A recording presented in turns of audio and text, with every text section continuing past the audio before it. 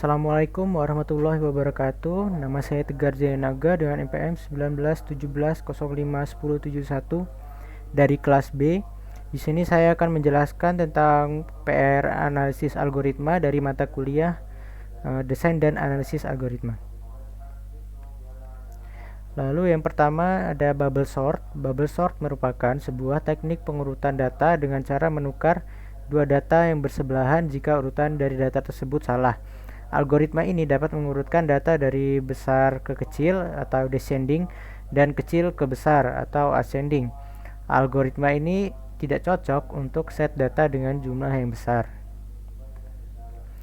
Nah, di sini ada contoh bubble sort di mana di sini 6 dan 5. Dia akan dicek sini karena 5 lebih kecil daripada 6 maka dia akan bertukar tempat.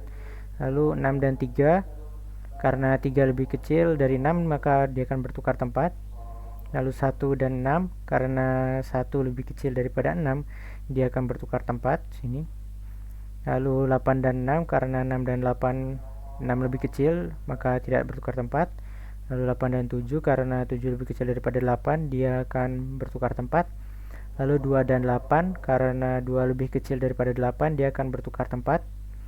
Lalu 8 dan 4 karena 4 lebih kecil daripada 8 maka dia akan bertukar tempat. Lalu dia akan mengecek lagi dari sebelah kiri array 3 dan 5 karena 3 lebih kecil daripada 5 maka bertukar tempat. Lalu 5 dan 1 karena 1 lebih kecil daripada 5 maka dia akan bertukar tempat. Lalu 5 dan 6 karena 6 lebih besar daripada 5 maka tidak bertukar tempat. Begitu juga dengan 6 dan 7. Lalu 7 dan 2 karena 2 lebih kecil daripada 7 maka mereka bertukar tempat. Lalu 4 dan 7 bertukar tempat juga karena 4 lebih kecil daripada 7. Lalu dicek lagi dari sebelah kiri ada 3 dan 1 karena 1 lebih kecil daripada 3 maka mereka bertukar tempat. Lalu 5 dan 3 sudah karena 3 lebih kecil daripada 5 maka tidak bertukar tempat. Begitu juga dengan 5 dan 6. Lalu 2 dan 6 2 lebih kecil daripada 6 maka bertukar tempat. Lalu 6 dan 4 karena 4 lebih kecil daripada 6 maka bertukar tempat. Lalu dimulai lagi dari sebelah kiri 1 dan 3 lebih kecil daripada 3 1. Itu juga dengan 3 dan 5. Lalu 2 dan 5 2 lebih kecil daripada 5 maka bertukar tempat. Lalu 4 dan 5 bertukar tempat karena 4 lebih kecil daripada 5. Lalu dicek lagi karena sudah benar di sebelah kiri. Cek dari sebelah kiri 1 dan 3 sudah benar. Lalu 2 dan 3 2 lebih kecil daripada 3 maka bertukar tempat. Lalu dan 3 dan 4 sini sudah benar sampai belakang. Lalu dicek lagi sebelah kirinya dari sebelah kiri yang untuk terakhir dan selesai. Lalu untuk kompleksitas dari bubble sort ini, untuk kompleksitas waktunya atau time complexity-nya, untuk base case dia kompleksitasnya adalah big O n. Lalu untuk worst case-nya di sini ada big O n kuadrat. Lalu untuk average case-nya dia kompleksitasnya adalah big O n kuadrat. Lalu untuk space complexity-nya dia O1, big O1. Lalu untuk stabilitasnya dia stabil ya. Untuk bubble sort ini. Sini kita lihat penjelasannya, time complexities atau kompleksitas waktunya, ada worst case complexity dia big O n kuadrat. Jika kita ingin mengurutkan data dari besar ke kecil, descending dan array dalam urutan kecil ke besar atau ascending, maka worst case itu terjadi. Jadi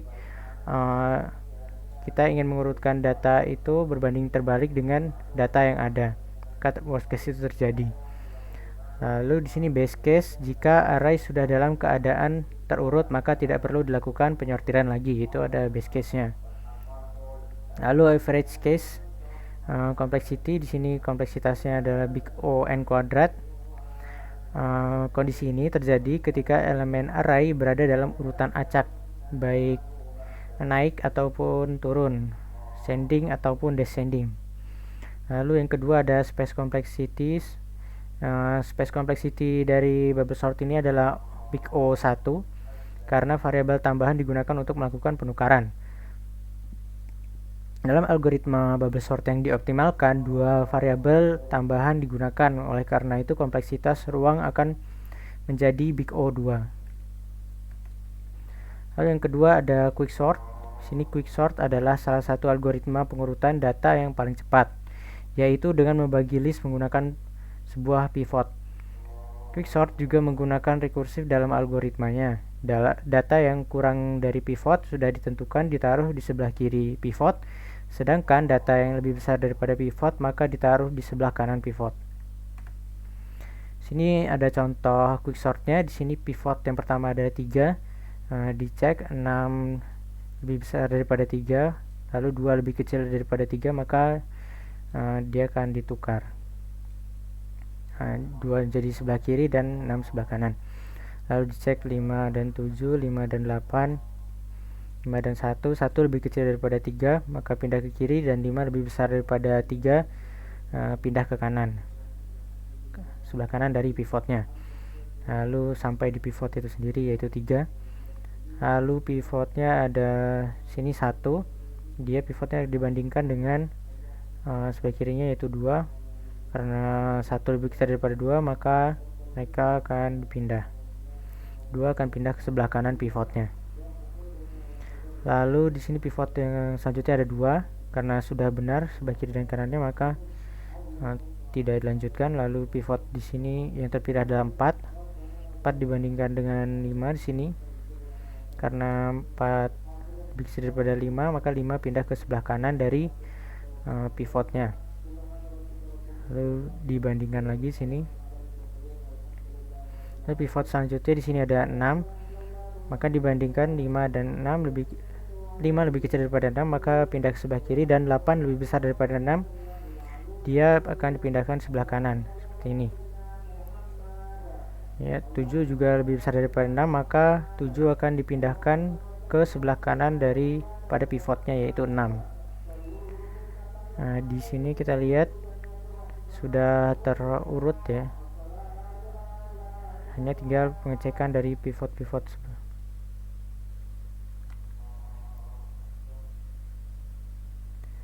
Lalu kompleksitas dari quicksort ini, untuk kompleksitas waktunya, untuk base case nya dia big O n dikali log n, untuk worst case nya dia big O n kuadrat, untuk average case nya big O n dikali log n, untuk space complexity-nya dia big O log n. Lalu untuk stabilitasnya dia kurang stabil ya, atau tidak stabil.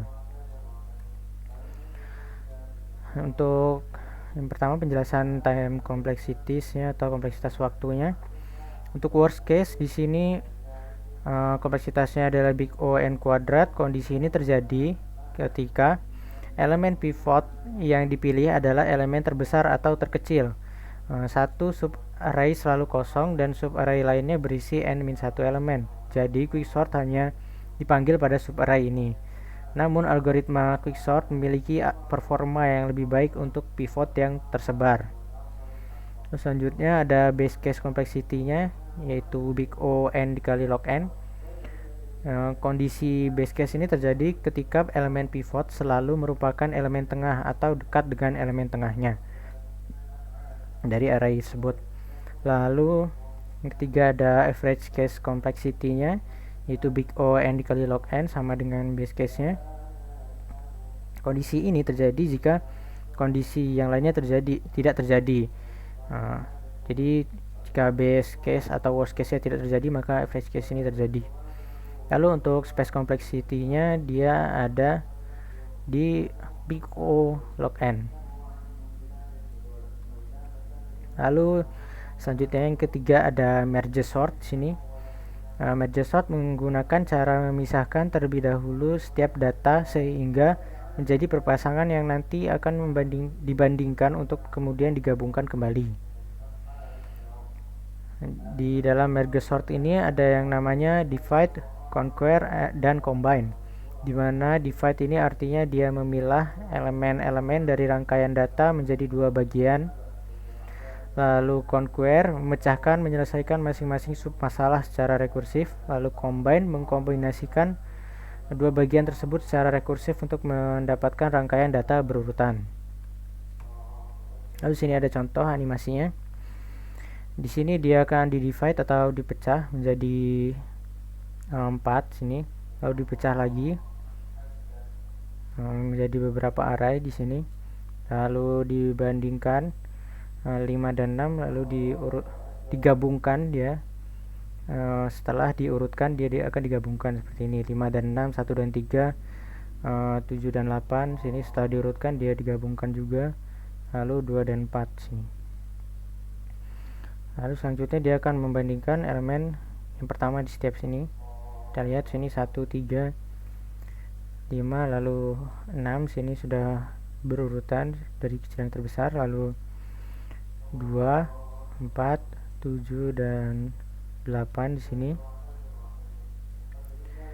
Lalu di sini dia akan dibandingkan lagi, lalu digabungkan di sini. Setelah diurutkan sini diurutkan 3, lalu 4, lalu 5, lalu dia 6, lalu 7, lalu yang terakhir 8 sini. Nah, setelah semuanya digabungkan menjadi data yang sudah terurut sini. Lalu untuk kompleksitas dari merge sort sini, untuk kompleksitas waktunya, untuk base case dia big O n dikali log n. Untuk worst case sama, dia big O n dikali log n. Untuk average case nya juga sama, big O di n dikali log n.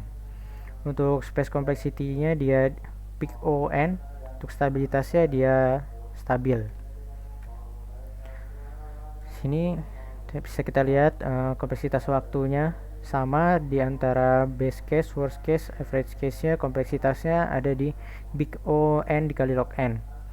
Lalu untuk space complexity-nya dia dari major sort ini adalah big O n. Selanjutnya untuk program di sini, program dari bubble sort yang menggunakan C++.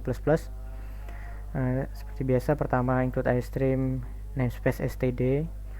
Lalu selanjutnya dia ada fungsi bubble sortnya itu sendiri yang menerima inputan array datanya. Lalu ada size yang merupakan panjang daripada array yang diinputkan. Lalu di sini ada looping yang berguna untuk mengakses elemen dari semua elemen dari array. Lalu di sini ada boolean swap false, dia mengecek apakah swap terjadi atau penukaran bilangan terjadi. Lalu di sini ada perulangan lagi, di mana dia berguna untuk membandingkan dua elemen yang ada di array tadi. Di mana di sini jika elemen array i lebih besar daripada array i plus 1, maka dia akan terjadi swap atau penukaran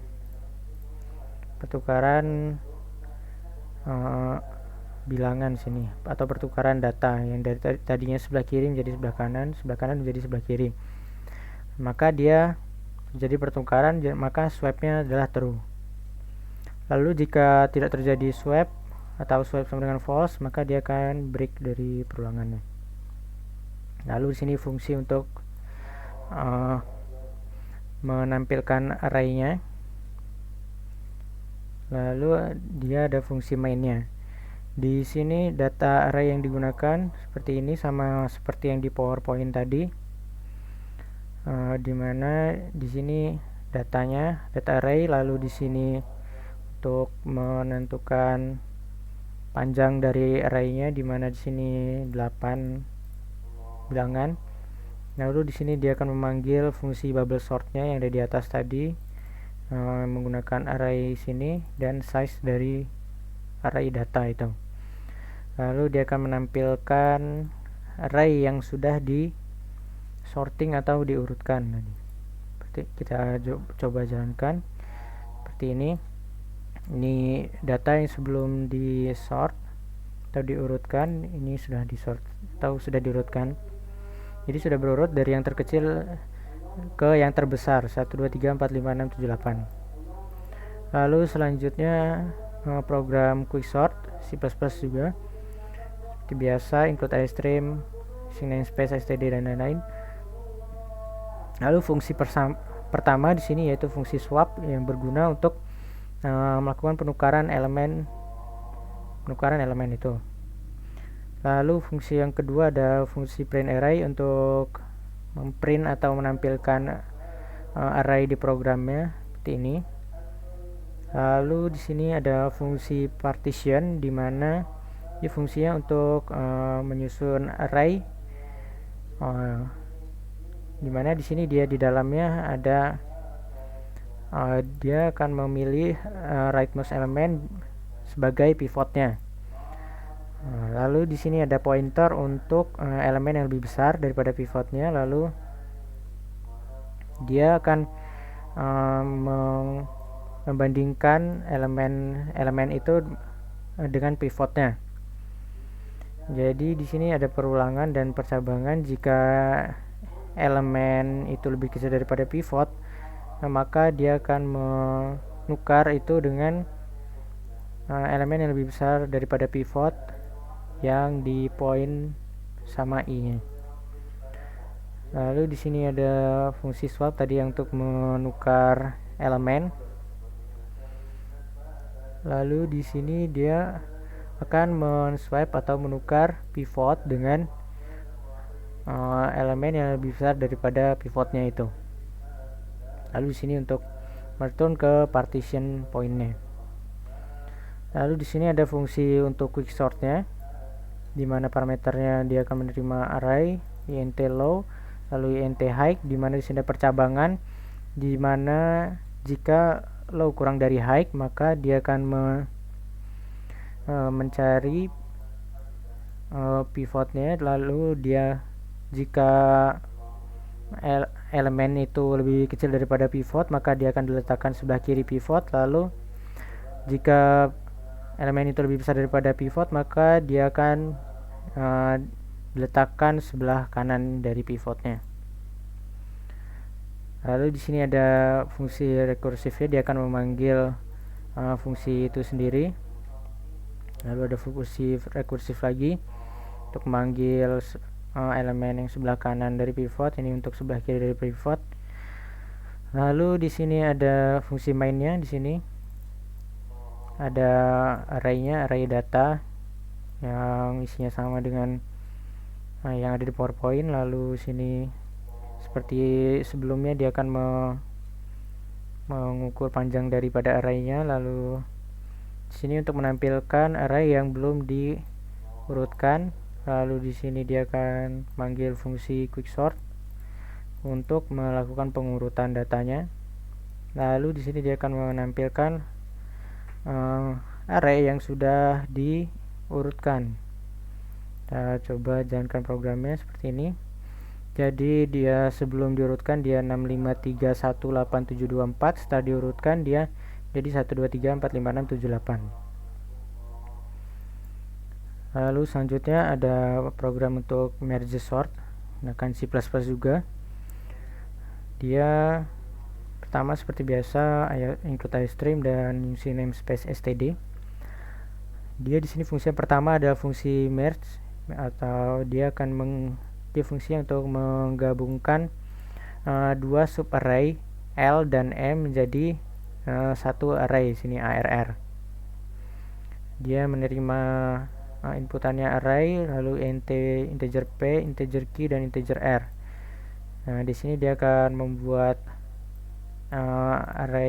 subarray L di array P dan Q, lalu subarray M dia ada di array A Q plus 1 sampai dengan R. Lalu selanjutnya dia akan maintain current indexnya di subarray-nya dan array utamanya atau main array-nya. Lalu sampai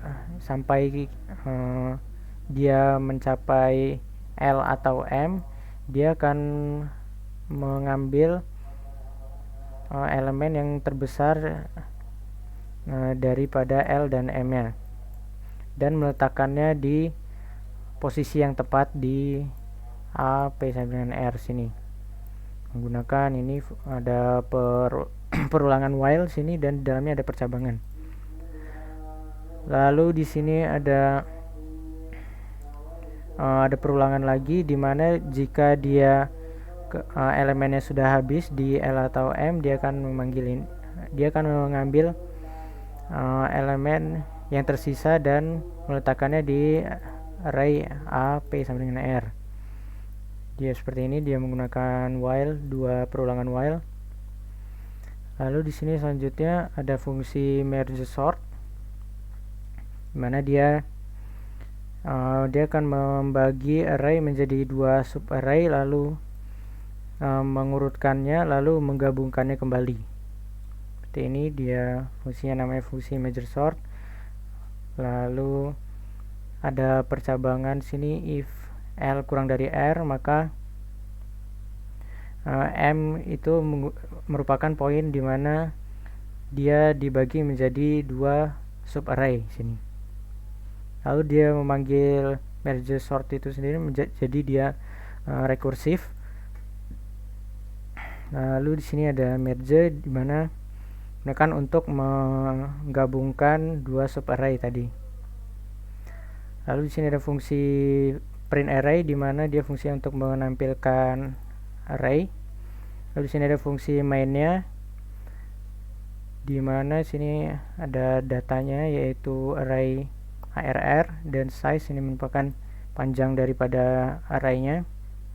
Lalu manggil fungsi merge sort sini untuk melakukan pengurutan menggunakan algoritma merge sort.